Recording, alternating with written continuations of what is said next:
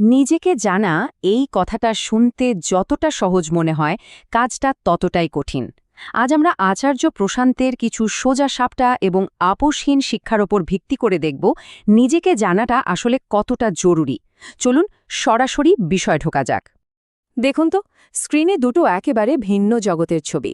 একদিকে ২১ শতকের America, technology, social media, আধুনিক জীবনযাত্রা। আর অন্যদিকে প্রায় ৩,০০০ বছর আগের চীন, সাম্রাজ্য, চাষাবাদ, প্রাচীন দর্শন। বাইরে থেকে দেখলে মনে হবে আকাশ পাতাল তফাত, তাই না? কিন্তু আসলেই কি সবকিছু এত ভিন্ন, নাকি এই সব বাহ্যিক পরিবর্তনের নিচে মানুষের মূল অভিজ্ঞতাটা একই রয়ে গেছে? এই প্রশ্নটাই আমাদের আজকের আলোচনার কেন্দ্রবিন্দু। ভাবুন তো একবার, হাজার হাজার বছরে আমাদের সমাজ, প্রযুক্তি, পোশাক সবকিছু বদলে গেছে, কিন্তু একটা জিনিস একদম বদলায়নি। সেটা হলো আমাদের সবার ভেতরের এক গভীর অস্থিরতা, এক অতৃপ্তি।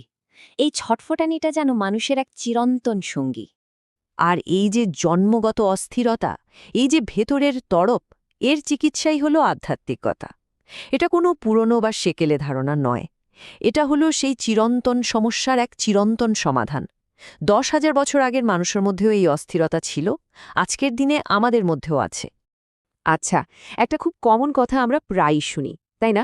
যে আগের দিনগুলোই ভালো ছিল, আগেকার মানুষের সম্পর্কগুলো খুব খাঁকি ছিল।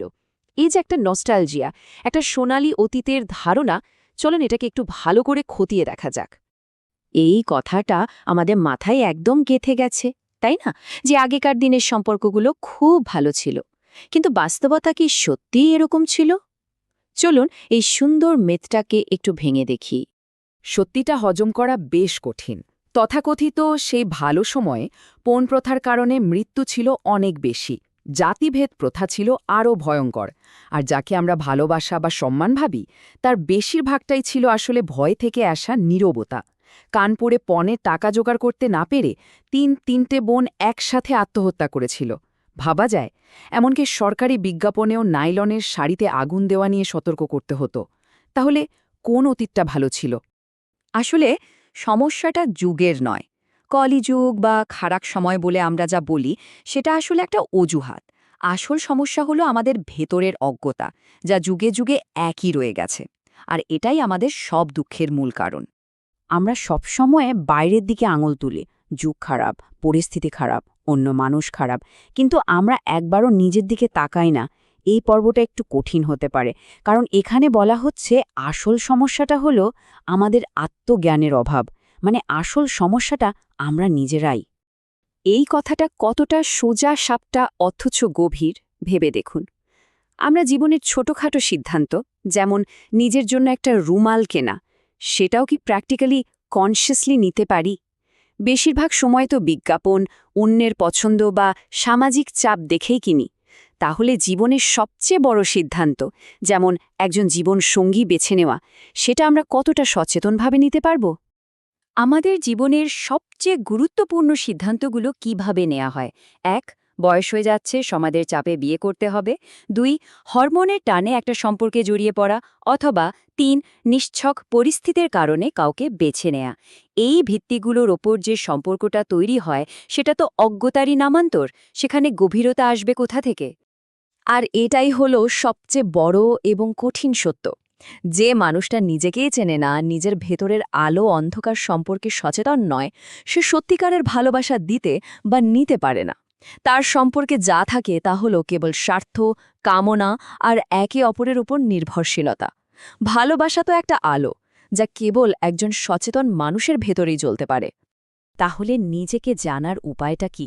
পথটা কোথায়? পথ হল একজন সত্যিকারের শিক্ষার্থী হয়ে ওঠা।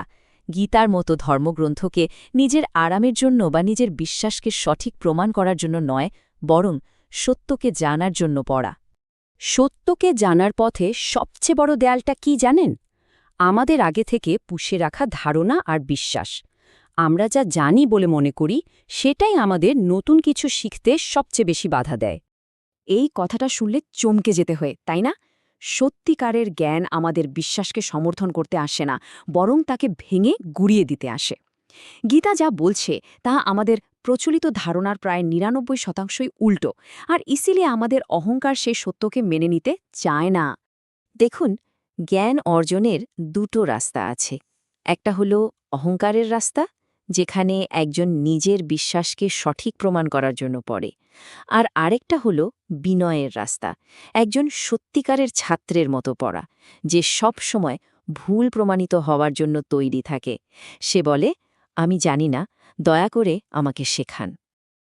এত সব আলোচনার পর এবার আমরা একেবারে শেষ পর্বে চলে এসেছি। এটাকেই বলা যেতে পারে আমাদের জীবনের আসল পরীক্ষা। আধ্যাত্মিকতা এবং আমাদের নিজেদের দায়িত্ব নিয়ে শেষ এবং সবচেয়ে কঠিন সত্যটা এবার সামনে আসবে। পর্দায় এই সংখ্যাটা দেখুন, 50%। কি এটা? কিসের কথা বলা হচ্ছে? এটা হলো একটা শিশু যখন জন্মায় তার আধ্যাত্মিক সম্ভাবনা। হ্যাঁ, একটা শিশু জন্ম থেকেই 50% আধ্যাত্মিক, কারণ তার মধ্যে বাইরের জগৎকে জানার এক অদম্য তীব্র কৌতূহল থাকে। এটা কি, ওটা কেন হয়, সে সব কিছু আঙুল দিয়ে দেখতে চায়, ছুঁতে চায়, মুখে দিয়ে চেখে দেখতে চায়। এই জানার তীব্র ইচ্ছাই তার আধ্যাত্মিকতার মূল ভিত্তি। শিশুরা তো শুরু করে 50% নিয়ে, কিন্তু বড় হতে হতে সে সংখ্যাটা কোথায় গিয়ে দাঁড়ায় দেখুন, সোজা শূন্যে। আর এর পেছনের কারণটা আরও বেশি দুঃখজনক। হয়টা কি, আমাদের সমাজ, পরিবার, শিক্ষা ব্যবস্থা সবাই মিলে তার বাইরের জগতের প্রতি যে স্বাভাবিক কৌতূহল সেটাকে ধীরে ধীরে মেরে ফেলে, আর ভেতরের জগতের কৌতূহল মানে আমি কে, এই প্রশ্নটা তো আমরা কখনো জাগতেই দিই না। ফলে একজন প্রাপ্তবয়স্ক মানুষের আধ্যাত্মিকতা শূন্যে এসে ঠেকে। তাহলে বাবা মায়ের আসল দায়িত্বটা কি? সন্তানের ভেতরের ওই 50% কৌতূহলকে বাঁচিয়ে রাখা, তাকে মরতে না দেওয়া।